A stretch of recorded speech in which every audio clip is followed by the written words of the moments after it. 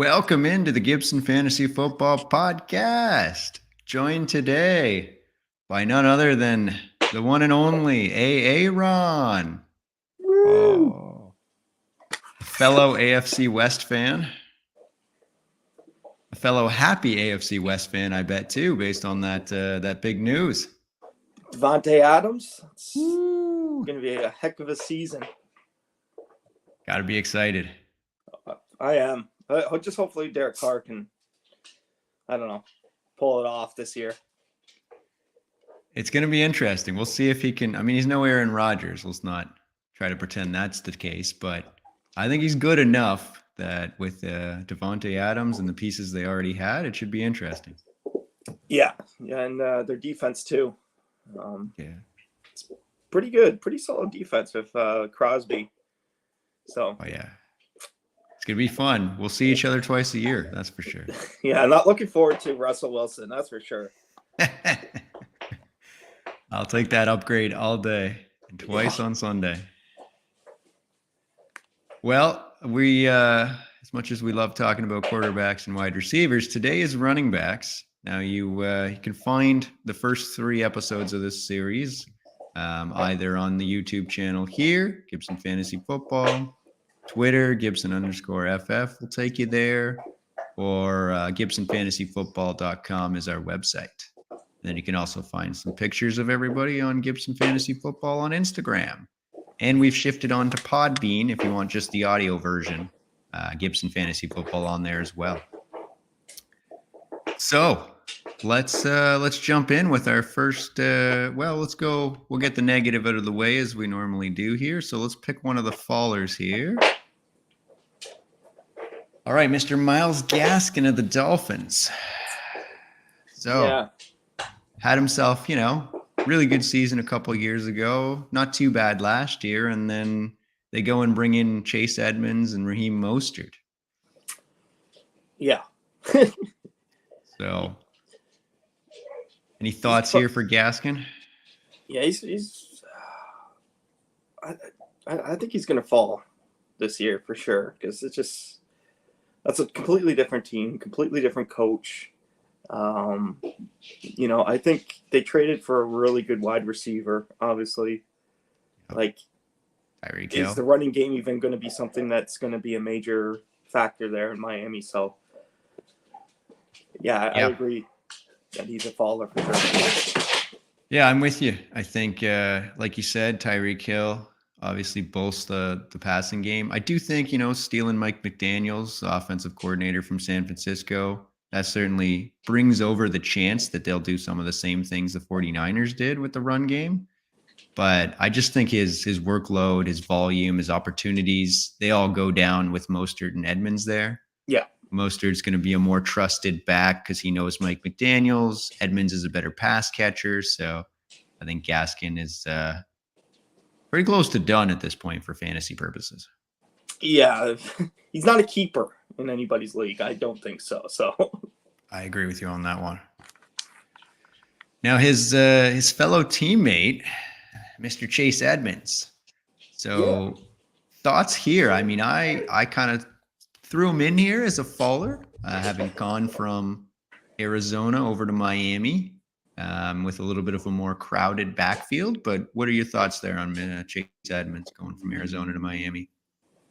Yeah, like you just said, he'll probably get more of a workload than Gaskin for sure. So, but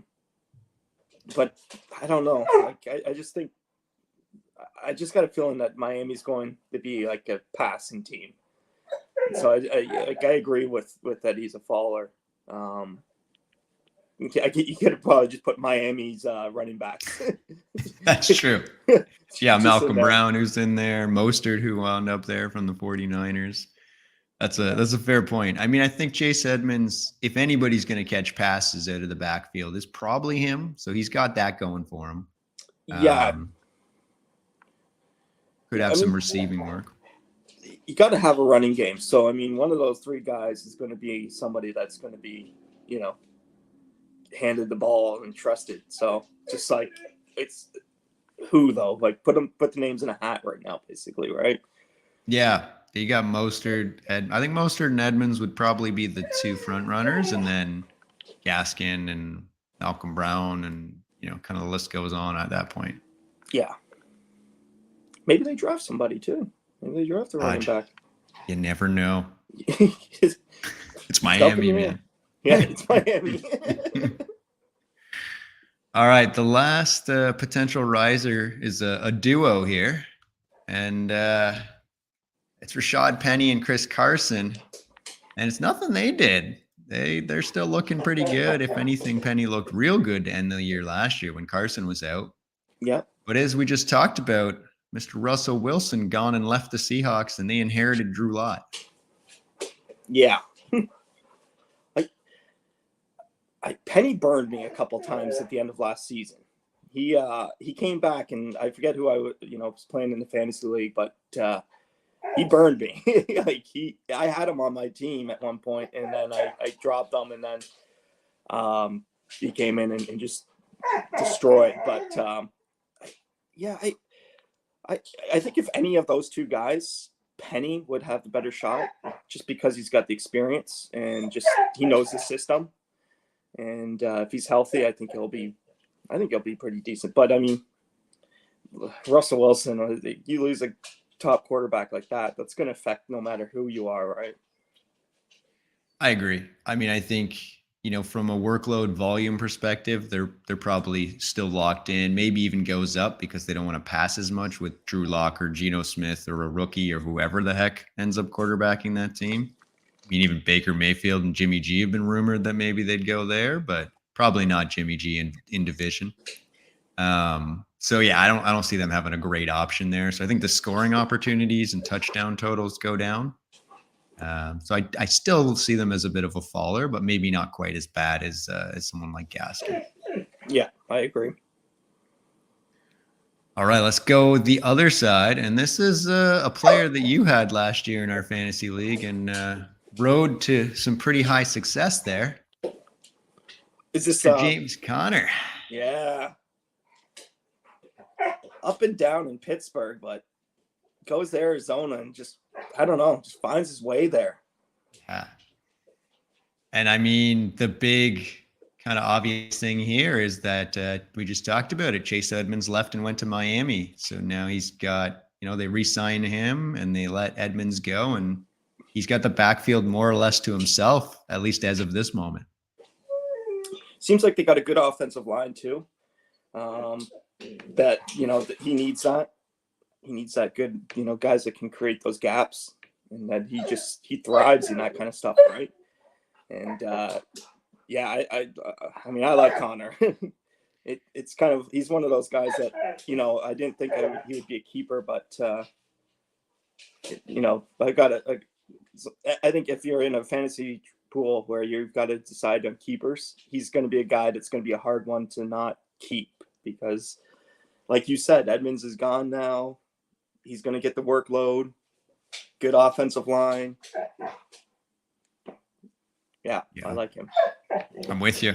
I think he could actually be underrated because of some of the big names that we're used to of CMC and Jonathan Taylor and Henry and Cook. And I'm not saying he should be up there with those guys, but when you get down to, Najee and Eckler and Mixon and Javonte, who we'll talk about, he's right there. He's in the top 10 for me. And I think he's got top 5 upside. I mean, he finished as the RB4 this year with Chase Edmonds there, even though he was not healthy the whole time. And I know Conner had 15 touchdowns, but there's nothing saying he couldn't do that again with that offense.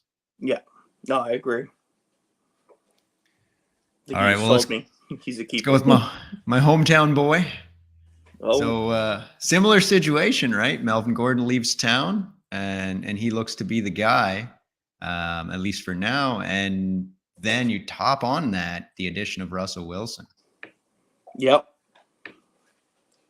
Yeah, I because it's a Bronco, I don't necessarily pay too much attention to the Broncos, but I should probably pay more attention because they, good running backs are going to play me in the fantasy. So he's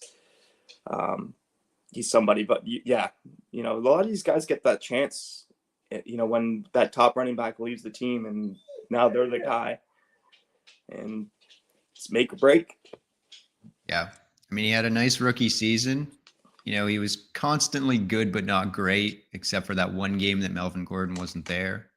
He lit the world on fire. So, he finished around RB20, depending on your scoring format, kind of 20 to 25. But I think with no Melvin Gordon and Russ there, it's interesting. I've seen people hype him up all the way to like RB3, RB4. And then I've seen him, kind of like RB12 area. So it's probably, it's going to depend on who they bring in behind him.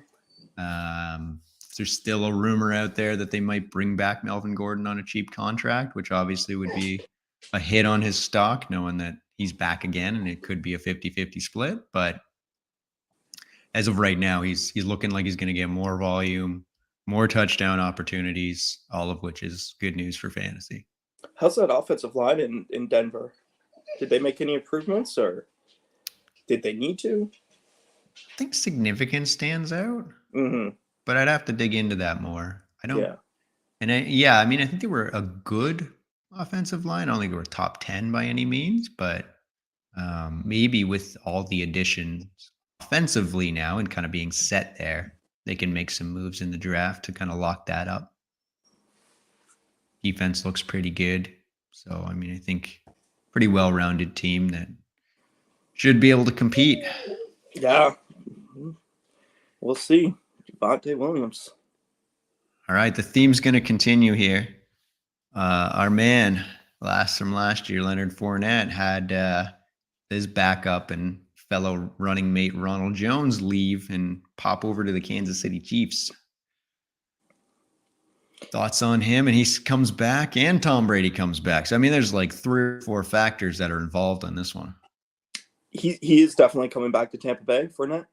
Yeah, they re-signed him. Oh, okay. Yeah. I think it was a 3-year deal. I don't know how much of it was like most of the first 2 years are guaranteed, and then maybe a bit on the third. So he's probably locked in for 2, maybe 3 years. I know I'll probably keep talking about it, but man, when a team's got a really good offensive line and they're really good at the running, Tampa Bay is good at doing that. I mean, and Leonard Fournette, I mean, you just see him the past season. The dude just dominates when he gets those openings. And he's a tough dude to bring down. He is not easy. Former LSU Tiger player. He did it in college, and now he's doing it in the NFL. And I love seeing that because it's very rare that you see some guys that are on those big teams and in the States, in the college, that really transfer their game really well into the NFL. And I feel like Leonard Fournette has done that. So I'm a big fan of his, actually. And I mean, how can you?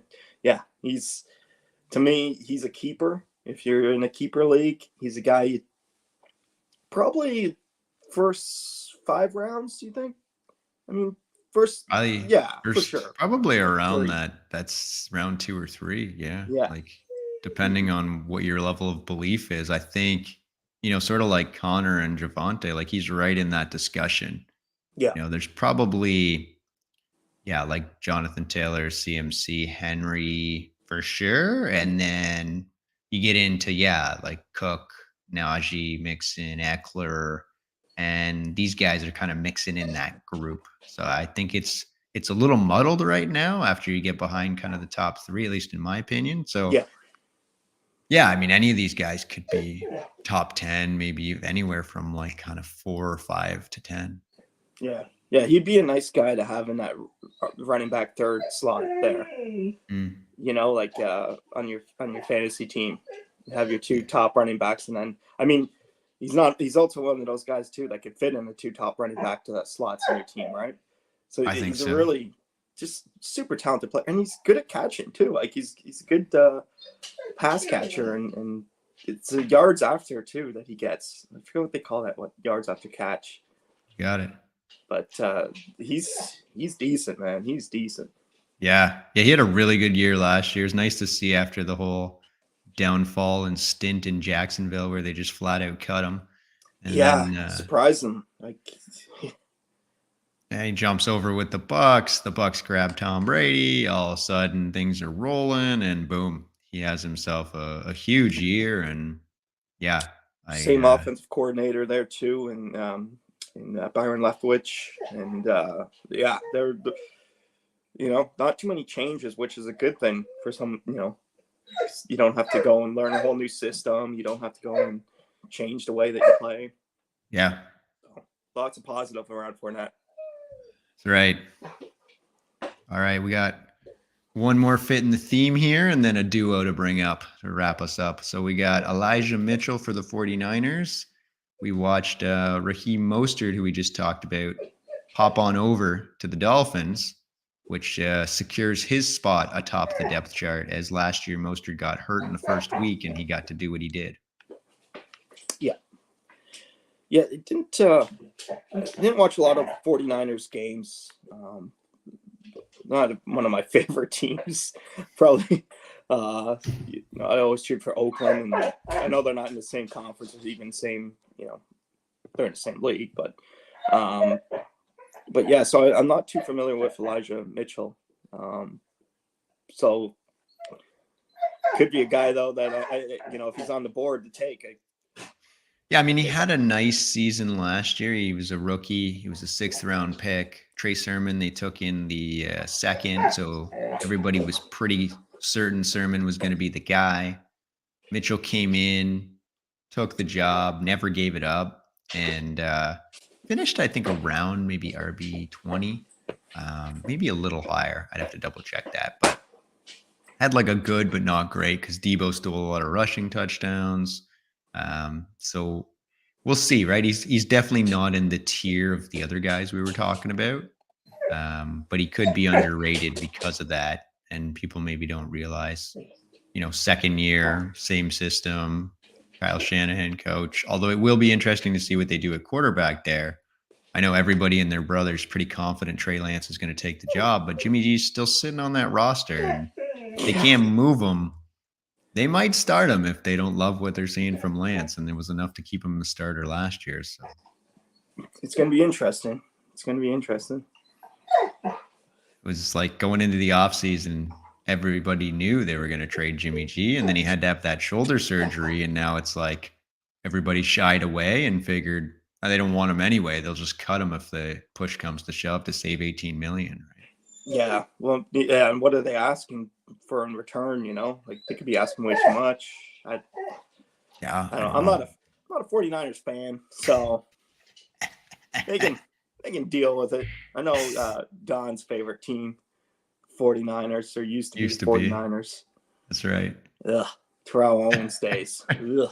Jeff Garcia. He was playing the CFL. All right, let's wrap it up here with a duo before we cover a few omissions quickly and free agents. Oh. So the Browns, the Chubb Hunt combo. So they didn't do anything in themselves, but much like Russ, switching over teams, we had Desean Watson come in. I've been pretty clear every time I bring his name up that this is not to include any of the off-field discussions because I don't know anything about what's going to unfold, and I don't condone what he's done or allegedly done. But from a pure fantasy perspective, certainly an upgrade to Baker Mayfield. Yeah. You could do a whole podcast just on that alone. You probably do 4 or 5 of them alone. But, man, what a duel with Nick Chubb and Kareem Hunt. This is the two-headed monster right there. Like, both of those guys can just take over a game and dominate and kill the clock and score and do all the right things for you. So,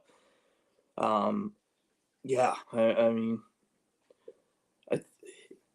in one of my fantasy, did I have both of those guys on my team? Yeah, the one dynasty league we're in together. Yeah. What 2 guys I have? Like, yeah. Strange when you could actually play two running backs on the same team, but I think you can with these 2.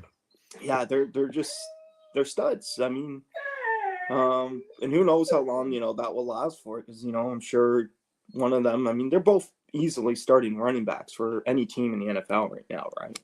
Yeah. Now I don't know what their contracts or anything like that's like, so I can't really speak on that. But I will say, sometimes one of the two guys will want the ball a little bit more, and maybe that will. Hopefully, it doesn't cause any rifts because it's a pretty beautiful thing to watch two amazing running backs play on the same team. I think because Nick Chubb recognizes that he doesn't have the passing skill set, Right. and because Kareem Hunt had that whole off-field issue and the Kansas City Chiefs had to let him go and release him, and nobody would sign him, but the former GM of the Chiefs was the new GM at the Browns, and he took a chance on him, brought him in. I think that there's a lot of loyalty there from Hunt and a lot of sort of set humbleness from Chubb around. He knows what he can do and can't do. And so, I mean, I can't say that with certainty, but that's kind of my take on it. I think that the two of them together are both comfortable having the other one there. Yeah. Both guys that if you're in a keeper league, probably aren't going to make it to the draft board. So probably going to be kept by whoever has them. That's for sure. Certainly Chubb. Yeah. Maybe Hunt might get there just because he doesn't have as much work, but he's good when he didn't play as much full season last year. So that's correct. I mean, again, so Desean Watson adds in more scoring opportunities, and these guys are already, like you said, touchdown machines. So for fantasy, lots of ceiling there and lots of upside for sure. Yeah, and there's probably going to be a suspension for Desean Watson for the first how many games. So there's going to be a heavy. I don't know who their backup is. Is it? They signed Jacoby Brissett, who was at the Colts before there. So you can guarantee there's going to be a lot of running plays. How many weeks leading up until Desean Watson comes in place? Yeah. So, yeah. Whoever. Yeah. Definitely going to keep those on the other fantasy league, and those first how many weeks ever they play, it's going to be good. I agree. Okay, a few omissions that we didn't cover because their situation's more or less neutral. So Aaron Jones loses Aaron Rodgers, but Devontae Adams leaves. So his reception and even running totals could go up. His touchdown totals may not be as prolific because the offense could take a bit of a hit, but with Aaron Rodgers still there, I don't think it drops too much. No. They don't really have anybody else, do they? AJ Dillon's behind him, and he did well last year, actually. Oh, okay. Yeah. So it's not so much the backfield; it's just that they don't have a lot of receivers, right? Like MVS is gone. He went and Marquez Valdez-Scantling. He went and signed with the Chiefs. Alan Lazard went elsewhere. Where'd he go? I can't remember now. But so I mean, they don't have anybody. I think Lazard stayed. I think maybe that's the only person who stayed so far. So I mean, not a bad choice if it comes around to you and it's the first pick and you already have two running backs that you've kept on your team, and it wouldn't be a bad choice to take then for that third or fourth slot, because there's probably going to be a lot of running plays. And I know Aaron Rodgers can throw the ball, and he's going to throw the ball, and who knows what they do in the draft. But I mean, it might. It's goal line, right? Like it might be more running at the goal line or more passes to Aaron Jones, because Adams has historically 15 plus touchdowns every year, right? Yeah. Antonio Gibson goes from having Taylor Heineke to Carson Wentz as his quarterback. That to me is maybe a slight upgrade, but it's not enough to make him a riser. No. That's yeah. Yeah. Better, but not by enough. No. Clyde Edwards-Helaire. So we see Jerick McKinnon and Darrell Williams leave in free agency, and so far neither's come back. And then they signed Ronald Jones, who's the next one. And so, I mean, for Clyde Edwards-Helaire, I think Ronald Jones is no better than the guys that were there.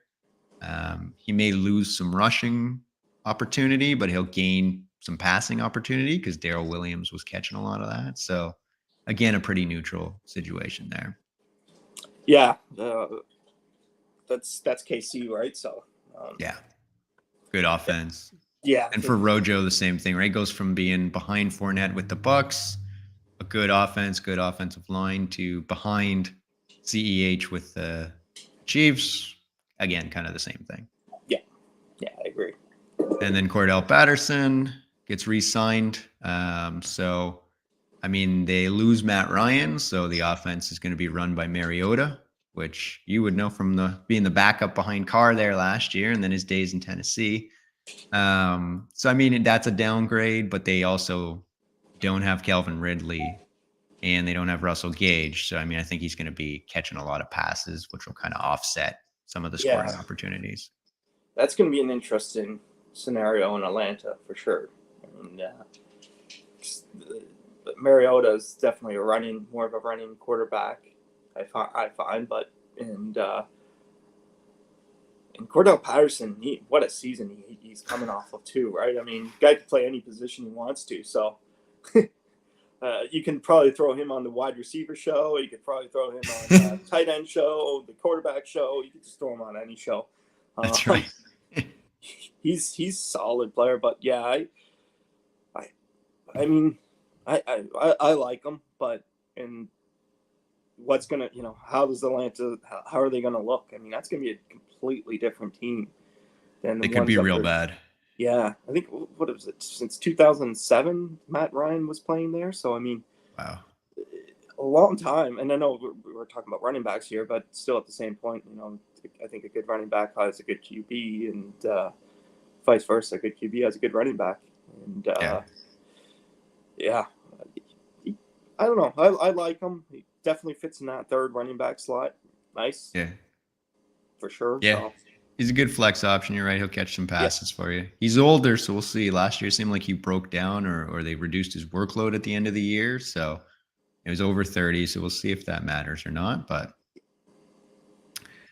some free agents still out there. As we mentioned, Melvin Gordon, Darrell Williams and Jerick McKinnon from the Chiefs, Sony Michel from the Rams, and then Tariq Cohen from the Bears. Those are kind of the main ones. There's a few other, David Johnson, Jalen Rashad, Phillip Lindsay, Tavius Murray, Alex Collins, Justin Jackson. So there's still some names out there, and it's kind of a lot really when you look at it. They're all kind of like could have an impact depending on where they go. I would say, in my opinion, Melvin Gordon's probably the best name left, but for sure, I always find Latavius Murray wherever he kind of goes, he's a good. Not a great running back. He won't, he's not one of those guys that you put in, even the third or fourth slot. But if you got a running back that kind of goes down, he's a great guy to pick up. You just kind of got to look at who he's playing, right? If he's going to get played too, because a lot of times he was on New Orleans, I think last, right? And they played him sometimes, and some other times they didn't. Alvin Kamara was obviously their number one, but. He's not a bad running back. He's one of those guys that you can get some really good points if he's playing the right team. Yeah. So look for those matchups because he's definitely a guy I'd pick up. I think he'll be that. I think for most fantasy leagues, unless you got a league where it's a lot of individuals playing in the league, but I think he'll be one of those guys that's kind of dropped added kind of thing on teams. Yeah. He's a good fill-in.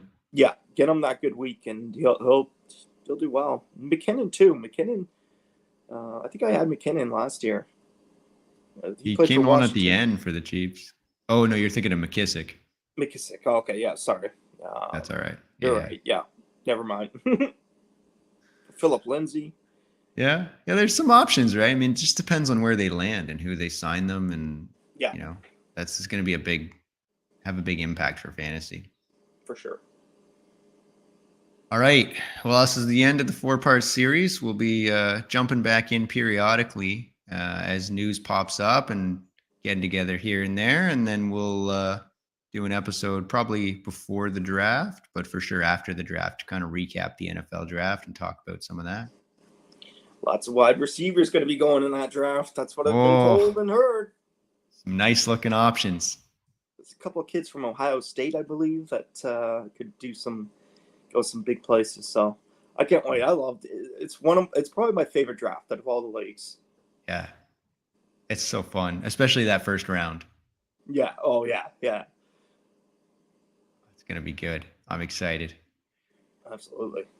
All right. So to find us, GibsonFantasyFootball.com, Gibson_FF on Twitter, Gibson Fantasy Football on Podbean, Gibson Fantasy Football on the YouTube, and Gibson Fantasy Football on Instagram. Raiders are number 2 next to Denver. Yeah. And there's 2 fingers, right? That's what I saw. Sorry, who's the one wide receiver for the Broncos? Oh, Jerry Jeudy, man. He's going to have a good year. Oh, yeah, well, yeah, he's good. But who's the guy with the first two first names? Oh, Tim Patrick. Yeah, Tim Patrick. I'm going to get a Tim Patrick jersey. If There the you go. Broncos finish ahead of the Raiders, I'll get a Tim Patrick jersey. Nice. I like it. That's a good bet. Yeah. It'll be cheap jersey, too. It should be if he's still There on you the go. team. All right. Well, if the Raiders finish ahead of the Broncos, you can pick a weird player from your team and I'll get one. We'll call it a deal. Sounds good. All right. Well, thanks for jumping on. Anything else you want to throw out there before we call it a day? No, that was it's kind of helped me figure out some things for the draft. So There you go. ready Good to- preparation. ready to get As the always, season going. if you enjoyed the video, please like and subscribe. Feel free to comment, come find us anywhere and interact. Otherwise, clear eyes, full heart. Bye, Toby. Can't lose.